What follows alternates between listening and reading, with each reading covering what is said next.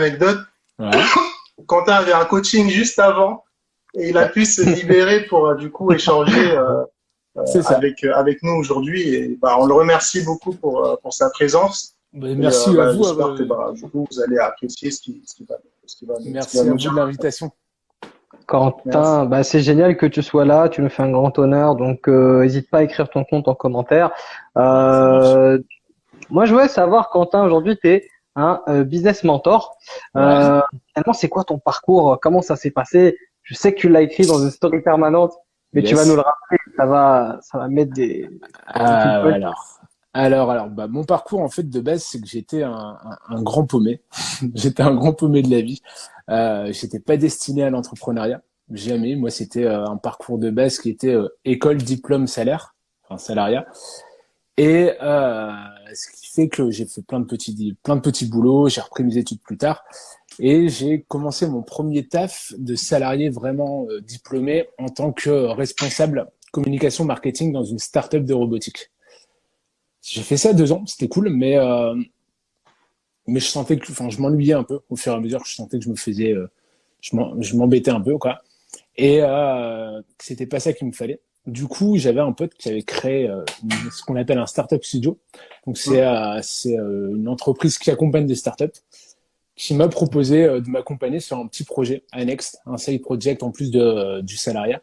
Donc, concrètement, c'était ma première expérience entrepreneuriale en test où je développais une plateforme pour faciliter l'expatriation des Français à l'étranger. Donc j'ai commencé à me brancher là-dessus et un gros événement a fait que mon ami qui m'avait branché m'avait dit, m'a proposé de m'associer en fait dans ce startup studio. Donc là, j'ai quitté mon travail, je me suis lancé là-dedans et depuis donc maintenant 3 ans et demi, 4 ans à peu près, j'accompagne en fait des start-upers du digital dans leur phase de lancement jusqu'à la première levée de fonds. Génial, Donc ça, génial, parce que ouais, vas-y. je viens de ce milieu-là, en fait, enfin, ouais, il y a plein d'étapes, hein, mais à un moment, j'ai une startup. Ok. Et ce que tu fais, c'est hyper important, en fait. Parce qu'il faut Ouais. savoir que, alors, moi, je dirais que la startup, c'est aussi un autre univers. Ça se rapproche un petit peu, mais c'est un autre univers dans le sens où, en fait, notre premier tremplin, celui qui va justement nous permettre de passer un niveau, c'est la levée de fonds C'est dans les ça. startups. C'est ça la différence. Et toi, finalement, bah, si je le dis, c'est quelque chose d'important et c'est quelque chose qui est pas à la portée de tout le monde. Et C'est comment t'as ça. fait toi pour être capable aujourd'hui d'être en mesure de permettre aux gens d'atteindre ce niveau, sachant que toi, ton parcours n'était pas prédestiné à être comme ça. Qu'est-ce que t'as fait? Euh, c'est quoi Bah, les étapes en fait finalement? alors, les étapes, en fait, elles sont entre guillemets simples. Je veux pas tirer toute la couverture à moi. On est plusieurs déjà dans ma boîte. On est plusieurs associés avec chacun des compétences, des thématiques particulières, spécifiques pour répondre à ce besoin-là. On a avec nous des personnes qui, entre guillemets, qui ont un bon réseau et en plus qui bossent aussi dans la finance. Donc, ça aide pas mal. Et moi, j'interviens essentiellement, en fait, sur la partie création de marque, stratégie d'entreprise, stratégie de marque et stratégie d'acquisition, en apportant tout le Ouais, marketing et la communication autour. Donc ouais, concrètement, en fait, c'est juste ce qu'on appelle un product market fit, c'est faire en sorte que le produit fit bien, marche bien avec le marché, et non pas faire le produit de son côté. Et après, c'est tout simplement des itérations. On essaye, on ouais. teste, du test, on apprend de ses erreurs, on revient. Donc le monde des startups, il est différent, entre guillemets, de l'entrepreneuriat tel qu'on le connaît sur Instagram, mais le parcours, il est quasiment similaire. C'est Mhm. faire son expérience au fur et à mesure. Il faut toujours tester son produit, tester son offre, tester sa stratégie marketing, sa stratégie de communication, voir ce qui marche, ce qui ne marche pas, apprendre avec les métriques et améliorer en continu. Ouais, t'as parlé d'un truc hyper important là. T'as utilisé le mot tester. Ça veut dire qu'en fait, ça moi-même j'ai constaté, hein, tu pourras le confirmer.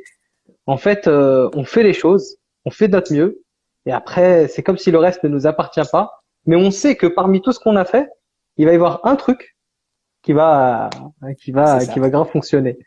Et donc, je dirais que si peut-être je dois résumer un petit peu ton parcours, en fait, Ouais. dans la vie, il faut pas perdre de temps. T'as une idée, t'as Pas un du tout. truc, t'as une solution, bah, C'est fais-la. ça. C'est Si ça exactement marche, ça. ça y est, t'as réussi, tu vas aider beaucoup de monde, etc., etc. Si ça marche pas, qu'est-ce que t'as perdu? En fait, t'auras rien perdu concrètement dans ta vie. Ta vie n'a pas été mise en danger. Du tout. Et là, finalement, donc, pour finir, peut-être qu'est-ce que ça t'a apporté tout ça dans ta vie? Est-ce que ta vie est en train de changer? Alors, Bah, comment ça se passe? clairement, moi, ma vie, elle a changé.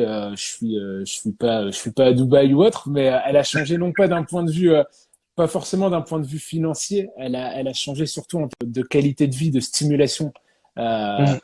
j'ai beaucoup découvert sur moi, beaucoup appris sur moi-même aussi.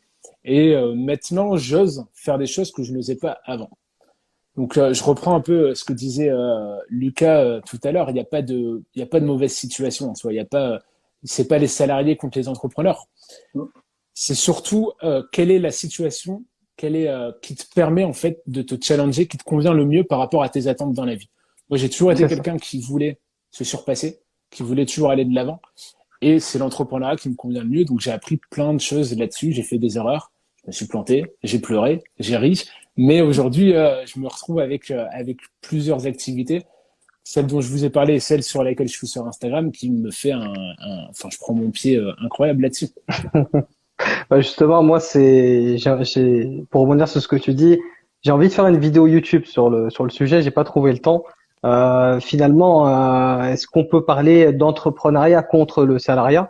Ben, en fait, non, parce j'ai rencontré moi-même des salariés qui font un métier justement qu'ils aiment. Ils mettent de l'énergie dedans, ils apportent de la valeur à des gens, ils font plaisir à des gens. On pourrait en citer plein. J'ai rencontré même des profs, ils m'auraient donné des plans, des trucs et tout. Je me dis, mais t'es dingue, je crois que je vais abandonner ces gens avec qui je passe un plaisir énorme tous les jours pour faire autre chose. Non, je peux pas. Et aujourd'hui, tu nous transmets ton énergie. On voit qu'aujourd'hui, finalement, ça t'a apporté plein de bonheur, plein de force. C'est Et ça. si tu voulais finir avec un petit conseil, peut-être pour motiver les gens, leur dire que c'est possible, qu'est-ce que tu leur dirais? Un conseil, c'est dur. Moi, j'ai deux conseils surtout. Déjà, avoir un niveau de certitude envers soi-même. Il faut croire en soi. Si on ne croit pas en soi, si on ne croit pas en nous-mêmes, personne ne croira en nous. Et pour qu'on puisse vendre des produits, des offres, des services, il faut d'abord croire en soi. Ouais, Deuxième conseil, ce serait ne jamais attendre le moment parfait, le bon moment. Chaque moment est un bon moment. Il faut juste oser y aller, tester, ne pas avoir peur de l'échec. L'échec, au final, ce n'est pas une finalité, c'est juste une étape dans le processus vers la réussite, vers sa propre réussite. Donc, c'est vraiment démystifier l'échec, démystifier sa peur pour entreprendre, tout simplement, entreprendre sa vie, en fait. C'est pas, on apprendra forcément. Donc, le conseil, c'est ça. Croyez en vous, vous êtes capable, et ensuite testez. croyez en vous, les amis, croyez en vous. À tous ceux qui sont en commentaire, c'est des questions. On a juste une petite question à te Ouais. poser. Tiens, comment t'arrives à combiner les deux activités? Donc, Organisation, je bosse beaucoup. Et ouais. alors pareil, je veux pas faire l'entrepreneur à succès Kim Litton. Euh, j'ai, j'ai galéré, j'ai fait un burn-out l'année dernière parce que j'ai galéré justement à combiner les deux. Et j'ai trouvé mon équilibre. Donc je m'organise beaucoup mieux et puis après je délègue certaines parties aussi. Ouais, ouais, ouais. C'est C'est ce qui très fait la important. clé aussi. L'organisation, le fait de savoir déléguer, le fait de C'est justement ça. avoir une certaine discipline, comme on l'a dit auparavant. Finalement, ça te permet de pouvoir gérer deux activités, bientôt peut-être trois. Pourquoi Ouais, pas? on sait jamais. J'ai une autre boîte mais j'en parle pas. Voilà. Je savais, depuis tout à l'heure, je savais. J'ai pas voulu te dire. Bon, bah écoute, Euh, c'est génial. Je te remercie. Tu nous as fait un grand honneur. Tu as motivé beaucoup de gens, c'est beaucoup Bah de valeur. merci à vous surtout. C'est une histoire à succès. J'ai beaucoup aimé et je te souhaite aussi pour la suite beaucoup de succès. Merci. À Je vous vous aussi. remercie à tous ceux qui étaient là. Je vous remercie de m'avoir écouté. Moi, c'est un grand honneur. Qui n'est pas là, qui regarderont cette rediff. Ah, quel dommage. Ils ont raté cette énergie en fait que tu nous as transmis. Bon, ils en profiteront quand même en replay. ouais, Ça passe, exactement. ça passe. Bon bah écoute, À je te bientôt, merci remercie. beaucoup. À bientôt. Merci À Quentin. bientôt. Merci à vous. Au revoir. Merci beaucoup Chico d'être venu. Euh, et pareil, les conseils que tu as donnés, ils font sens. Pareil pour moi, je pense que ça fera sens pour les autres. Tu as été très, très, très concis et très précis dans ce que tu as dit, sans aussi oublier l'aspect négatif, parce qu'il y a des aspects négatifs dans ce qu'on fait aussi. Mais outre l'aspect négatif, c'est une question d'équilibre, du positif et du négatif comme partout. Et c'est après en fonction de l'énergie qu'on met, de l'organisation qu'on a aussi pour gérer toutes les structures qu'on a à gérer, pour faire en sorte que tout se passe comme il faut, quoi, de toute manière. Mais tant que l'énergie est là, tout va bien, même si, bon, des fois, ça arrive qu'on soit vraiment KO, qu'on puisse plus bosser, qu'on a besoin de couper complètement. Ça, c'est aussi compréhensible et ça arrive Tout à fait.